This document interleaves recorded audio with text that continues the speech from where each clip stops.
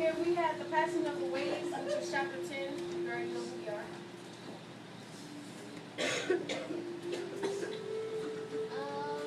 The reason why the Indians are being called bad Indians by the white people, even though they haven't done anything, they have no money and land and stuff, and any white men and women that have been drunk and refused to change their lives, never left anyone on the bed when they were broken or wrong.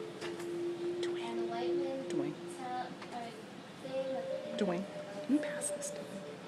and how the culture was vanishing, the culture vanishing by the buffalo, the blacks up here, for them being gone, the soldiers were sent with rifles along long knives to slay the Indians.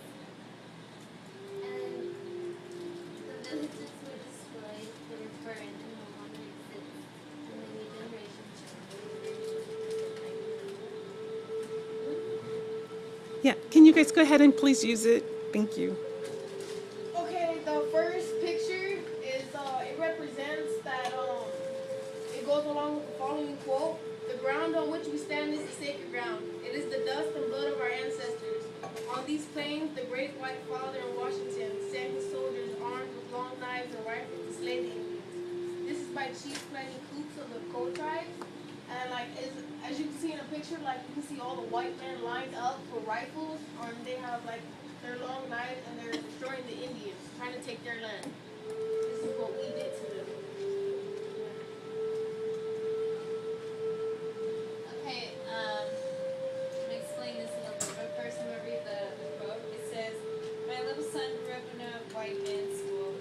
He can read books helping teach us to follow the white man's road. We no longer live on earth lodge, but in a house which I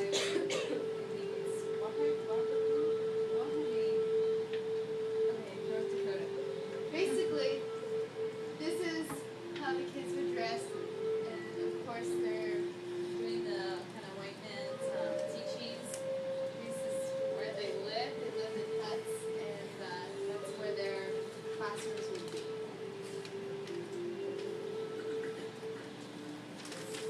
Another quote is, "I remember the old man of my village. These old men used to prophesy about the coming of the white man.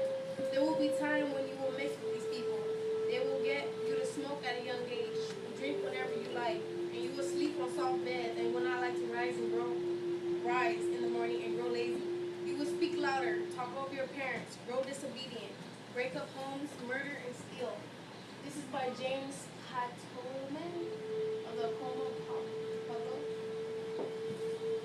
I think it's significant because if you honestly think about it, the things that they say, we honestly do today. When we have kids smoking at a young age, they drink whenever they like. I don't know about y'all, but I don't like getting up in the morning. We speak louder, we talk over our parents, we disrespect, we have murders, and people steal on a daily basis. So I think it's very significant that the elders of their village prophesied this about the white people, which is true today. But this is just a picture symbolizing how they used to all sit around at the campfire and tell stories about the white people coming and the white man waves destroying their lands. Like you can see the children over here listening, and everyone just grouped around together. And then how you can see the trees in the background of where they live. Okay. The buffaloes and black-tailed deer are all gone, and our Indian ways are almost gone. Sometimes I find it hard to believe that I ever lived there. Then I see shadows and hear only the roar of the river, and tears come into my eyes. Our Indian life blanket was gone forever. And that was from the same guy from Dakota. Basically, this is significant. Actually, this is okay. Basically, that's what they would wear, and how over the years they would change because of white men and how they're dressed. So you can see that they have their traditional kind of wardrobes, and then over the years, then they started dressing like this, and then of course suits and boots and that. Okay, here we can see that before the white or Europeans came, which is right here, you can see that everything was taken by all the Native American tribes, as we said before. before. And then as the Europeans came over, we can see that the picture on the top, it's like the 13 colonies on the side where they started settling in. And then they started moving over, and they started pushing them all the way. And now today, this is all that's left of them, or maybe even less, because of what the Europeans did to them. They told them that they were uncivilized and that they weren't worth anything.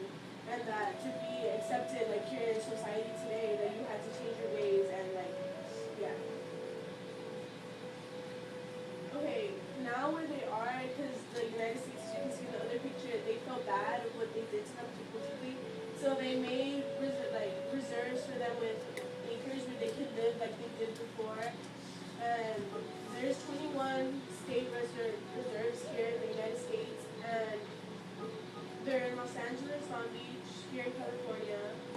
And there's only about 2.5 million Native Americans left alive.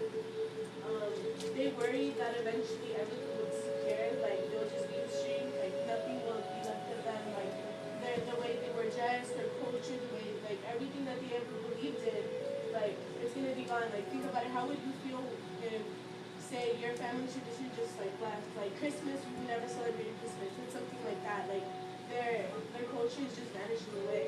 You see how in the picture how they dress in their wardrobe, and then how it changed over time to where they're dressing just like us. That's what they're worrying about, is that they're going to our society that no one will remember them. Like, I can't remember them.